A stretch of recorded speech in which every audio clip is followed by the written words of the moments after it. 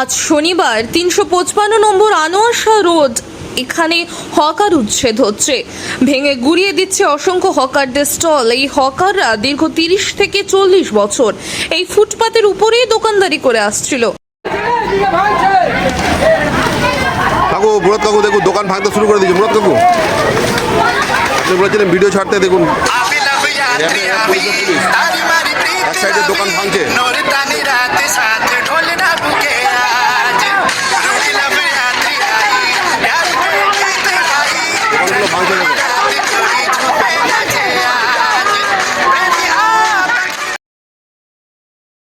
তাদের রুটি রোজগার এবং বেঁচে থাকার অধিকার এই ফুটপাতের উপরেই ছিল।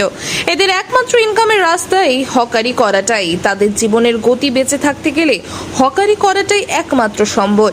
৩০ থেকে ৪০ বছর ধরে হকারি করে আসছে। এটা অনেকদিন থেকেই উচ্ছেদের পরিকল্পনা চলছে। এই জন্যই এখানকার হকাররা সরকারি বিভিন্ন দপ্তরে চিঠিপত্র করেছিল এবং অনেক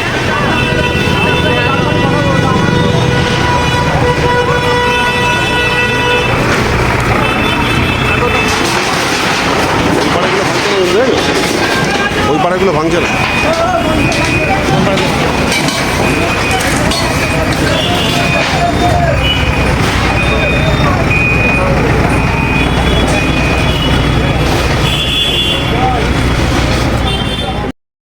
দ্বারস্থ হয়েছিল এবং লিখিত জানিয়েছিল এদের যাতে উচ্ছেদ না করে, এদের নিয়ে একটা কোনো বন্দোবস্ত করার জন্য।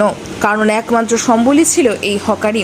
কোনো রাজনীতির দল এবং কারাই উচ্ছেদ করছে সেটা বড় কথা নয়। বড় কথা যারা উচ্ছেদ করছে সেখানে আছে প্রচুর পুলিশ বাহিনী, আছে কর্পোরেশনের জেসিপি। কারা করছে বুঝতে বাকি থাকে না। দেখুন প্রশাসনের সামনেই কেমনভাবে ভেঙে দিচ্ছে গরিবের বেঁচে থাকার সংসার, বেঁচে থাকার অধিকার। ভেসে আসছে গরিবের আর্তনাদ, হাহাকার কান্না। দেখা যাচ্ছে গরিবের হাড় ভাঙা শব্দের মতো ভেঙে দিচ্ছে হকারদের দোকান। রিপোর্ট নিজস্ব প্রতিনিধি, ভোরের সংবাদ। ইভেন্ট কর্পোরেশনের লোকদের সঙ্গে কথা বলেছি, তারা কোনো ভেন্ডিং নোটিশ আমাদেরকে দেখাতে পারেনি। ঠিক আছে, আমরা বারংবার বলেছি যে ভেন্ডিং কমিটি নোটিশ ছাড়া এইভাবে হকার উচ্ছেদ করা যায় না। আপনাদের এই জায়গাটা কোথায়?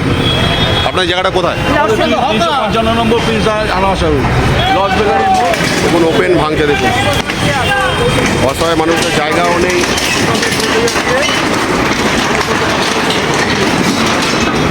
প্রায় ৪০-৪৫ বছর ধরে দোকানদারি করা সত্ত্বেও আজকে এই অবস্থা। প্রত্যেকটা জায়গায় আমরা নোটিশ পাঠিয়েছিলাম, আজকে ওপেন এইভাবে ভাঙে দেওয়া হচ্ছে এক এক করে।